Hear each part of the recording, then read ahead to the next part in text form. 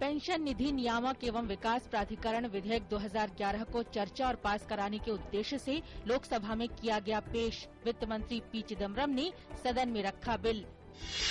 राज्यसभा में समाजवादी पार्टी द्वारा 17 पिछड़ी जातियों को अनुसूचित जातियों की श्रेणी में शामिल करने को लेकर हंगामे के कारण सदन की कार्यवाही बार बार हुई बाधित।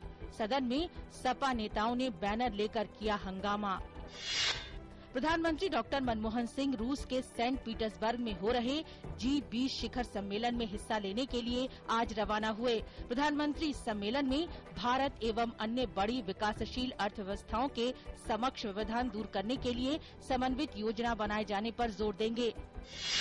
प्रधानमंत्री डॉक्टर मनमोहन सिंह ने कहा कि मुद्रा बाजार में अस्थिरता को शांत करने के लिए विकसित देशों से गैर परंपरागत मौद्रिक नीतियों से ठीक ढंग से घटने पर जोर देंगे। डॉक्टर मनमोहन सिंह ने रूस में सेंट पीटर्सबर्ग में 2 दिन तक चलने वाले शिखर सम्मेलन के लिए रवाना होने से पहले कहा कि उभरती अर्थव्यवस्था पूंजी के बड़े पलायन के कारण बुरे प्रभाव का सामना कर रही है। संसदीय कार्य मंत्री कमलनाथ ने कहा कि संसद का मानसून सत्र बढ़ सकता है। इसके साथ ही उन्होंने कहा कि सदन में कई विधेयक पर चर्चा होनी है, इसलिए सत्र को बढ़ाने पर विचार किया जा रहा है। रुपए में जारी गिरावट और आर्थिक सुस्ती के बीच रघुराम राजन रिजर्व बैंक के गवर्नर का पद संभालेंगे। इस जिम्मेदारी को संभालने के साथ ही उन्हें ऊंची मुद्रास्फीति और सुस्त पड़ती अर्थव्यवस्था की समस्या से जूझना होगा। शेयर बाजार में देखी गई तेजी। सेंसेक्स आज 161 अंक मजबूत होकर 18,396 अंक पर खुला। वहीं नेशनल स्टॉक एक्सचेंज का निफ्टी 45.55 अंक की बढ़त के साथ 5,387 अंक पर पहुंचा।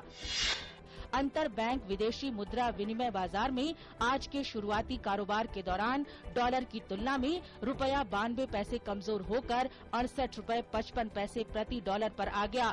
कल के कारोबार के दौरान डॉलर की तुलना में रुपया 163 पैसे कमजोर होकर 67.63 पैसे प्रति डॉलर पर बंद हुआ।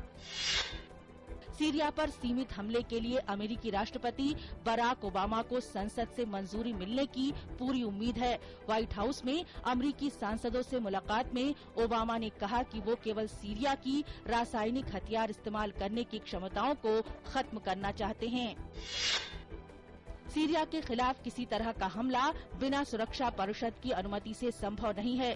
अमेरिका की सीरिया पर संभावित सैन्य कार्रवाई के अधिकार के सवाल पर संयुक्त राष्ट्र महासचिव बान की मून ने कहा कि ये सुरक्षा परिषद की अनुमति से ही संभव हो सकता है।